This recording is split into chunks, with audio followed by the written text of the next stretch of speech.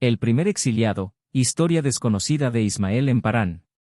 La historia de Ismael, hijo de Abraham y Agar, es una de las más enigmáticas y menos exploradas de la Biblia. Si bien muchos conocen el relato de su nacimiento y el conflicto que surge en el hogar de Abraham, pocos se detienen en la vida que Ismael llevó tras su destierro.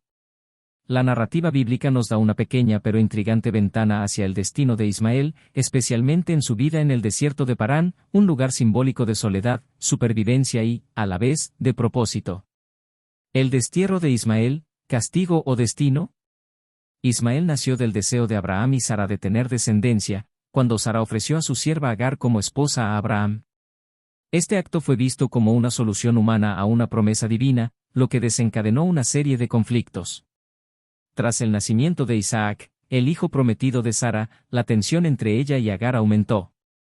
En Génesis 21, 9-10, vemos cómo Sara exige a Abraham que despida a Agar e Ismael, años más tarde, para asegurar que la herencia de Isaac no sea compartida. En un acto de profunda tristeza, Abraham despide a su hijo Ismael, entregándole solo pan y agua para su viaje al desierto. En esta situación vemos a Ismael como el primer exiliado en la historia bíblica, enviado a una tierra inhóspita sin pertenencias ni protección, pero acompañado por la promesa de Dios de que también se convertiría en una gran nación. Génesis 21-13. Ismael y Agar vagan por el desierto hasta que finalmente llegan a Parán, un lugar donde Ismael crece, se fortalece y comienza una vida independiente. La vida en el desierto de Parán, fortaleza y supervivencia. Parán no era solo un desierto físico, sino un símbolo del destierro y la separación de la bendición de Abraham. Sin embargo, en este espacio inhóspito, Ismael demostró su capacidad para sobrevivir. Génesis 21-20 nos dice que Dios estaba con el muchacho, y creció, y habitó en el desierto, y se hizo un tirador de arco.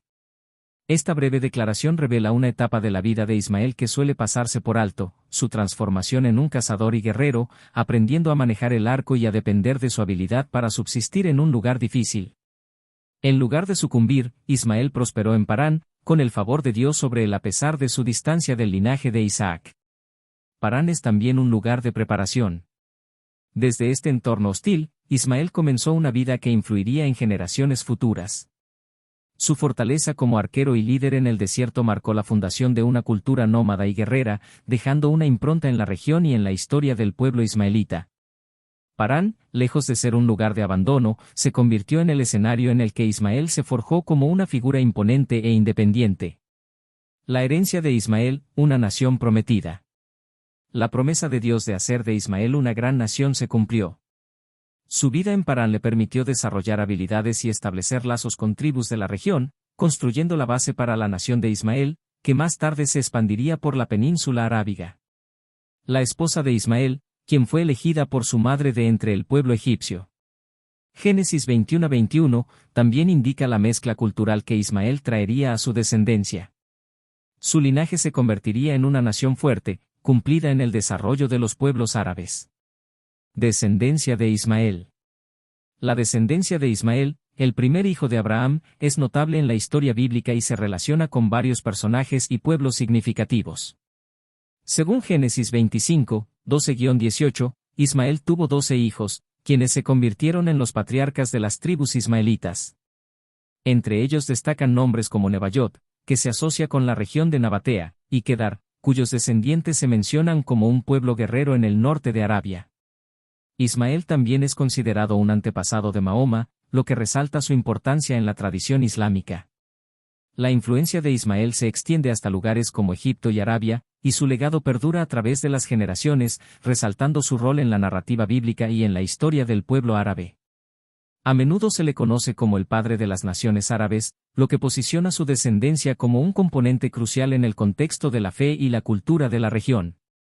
Reflexiones sobre el primer exiliado. La vida de Ismael es una historia de resiliencia, supervivencia y cumplimiento de promesas en circunstancias adversas.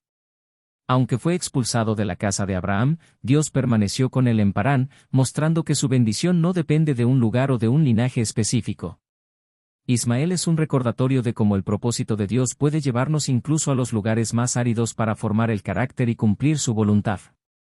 En el desierto de Parán, Ismael no solo sobrevivió, encontró su destino y dejó un legado que aún resuena en la historia de los pueblos árabes hasta hoy.